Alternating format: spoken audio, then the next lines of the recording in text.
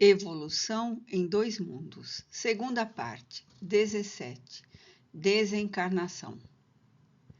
Podemos considerar a desencarnação da alma em plena infância como uma punição das leis divinas na maioria das vezes?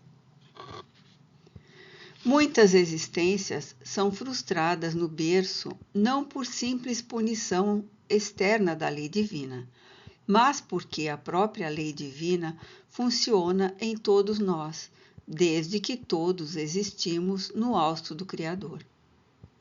Frequentemente, por meio do suicídio, integralmente deliberado ou do propósito desregramento, operamos em nossa alma calamitosos desequilíbrios, quais tempestades ocultas que desencadeamos por teimosia no campo da natureza íntima.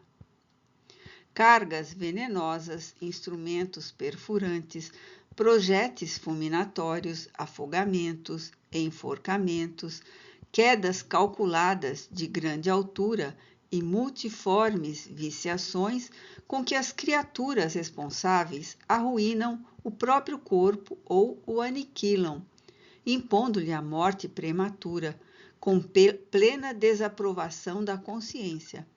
Determinam processos degenerativos e desajustes nos centros essenciais do psicossoma, notadamente naqueles que governam o córtex encefálico, as glândulas de secreção interna, a organização emotiva e o sistema hematopoético. Ante o impacto da desencarnação provocada, semelhantes recursos da alma entram em pavoroso colapso, sob o traumatismo profundo para o qual não há termo correlato na diagnose terrestre. Indescritíveis flagelações, que vão da inconsciência descontínua à loucura completa, senhoreiam essas mentes torturadas por tempo variável, conforme as atenuantes e agravantes da culpa, induzindo as autoridades superiores a reinterná-las no plano carnal, quais enfermos graves em células físicas de breve duração, para que se reabilitem gradativamente com a justa cooperação dos espíritos reencarnados, cujos débitos com eles se afinem. Eis porque um golpe suicida no coração, acompanhado pelo remorso, causará comumente diátese hemorrágica, com perda considerável da protrombina do sangue, naqueles que renascem para tratamento de recuperação do corpo espiritual em distonia. O autoenvenenamento ocasionará, nas mesmas condições, deploráveis desarmonias nas regiões psicossomáticas correspondentes à medula vermelha, conturbando o nascimento das hemácias, tanto em sua evolução intravascular, dentro dos sinusoides, como também na sua constituição extravascular, no retículo, gerando as distrofias congênitas do eritrônio, com hemopatias diversas. Os afogamentos e enforcamentos, em identidade de circunstâncias, impõem naqueles que os provocam os fenômenos da incompatibilidade materno-fetal, em que os chamados fatores RH, de modo geral, após a primeira gestação, permitem que a hemolisina alcance a fronteira placentária, sintonizando-se com a posição mórbida da entidade reencarnante, a se externarem na eritroblastose fetal, em suas variadas expressões.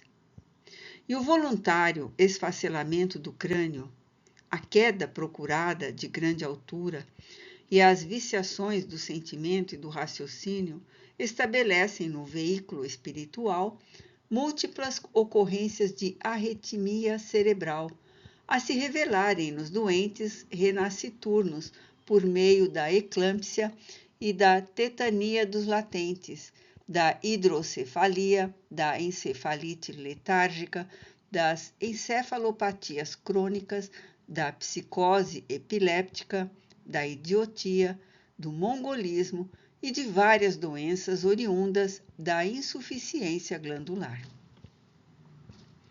Claro está que não relacionamos nessa sucinta apreciação os problemas do suicídio associado ao homicídio, os quais muita vez se fazem seguidos em reencarnação posterior do infeliz por lamentáveis reações, com a morte acidental ou violenta na infância, traduzindo estação inevitável do ciclo do resgate.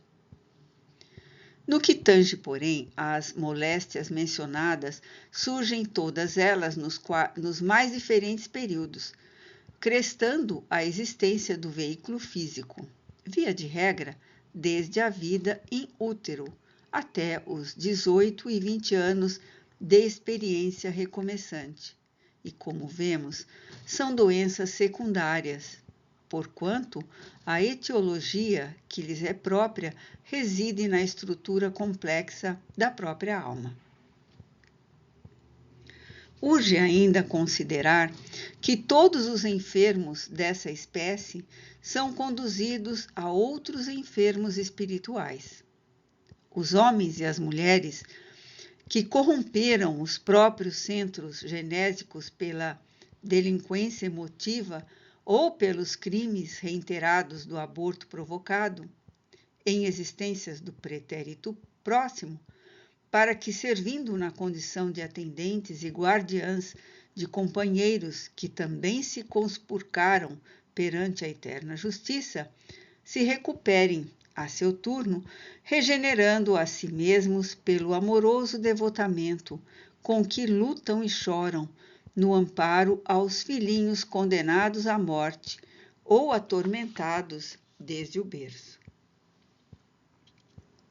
Segundo observamos, portanto, as existências interrompidas no alvorecer do corpo denso raramente constituem balizas terminais de prova indispensável na senda humana, porque, na maioria dos sucessos em que se evidenciam, representam cursos rápidos de socorro ou tratamento do corpo espiritual desequilibrado por nossos próprios excessos e inconsequências, compelindo-nos a reconhecer, com o apóstolo Paulo,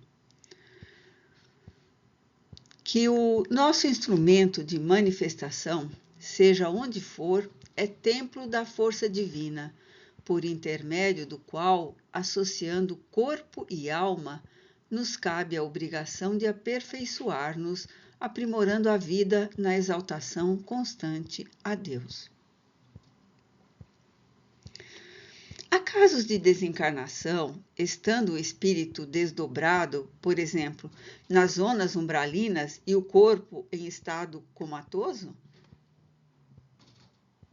Isso pode acontecer perfeitamente do ponto de vista da exteriorização do pensamento, porque céu e inferno, exprimindo equilíbrio e perturbação, alegria e dor, começam invariavelmente em nós mesmos. Os espíritos encarnados que sofreram desequilíbrio mental de alta pressão voltam imediatamente à lucidez espiritual após a desencarnação? Isso nunca sucede, porquanto a perturbação dilatada exige a convalescença indispensável, cuja duração, naturalmente, varia com o grau de evolução do enfermo em reajuste. Uberaba, 18 de junho de 1958.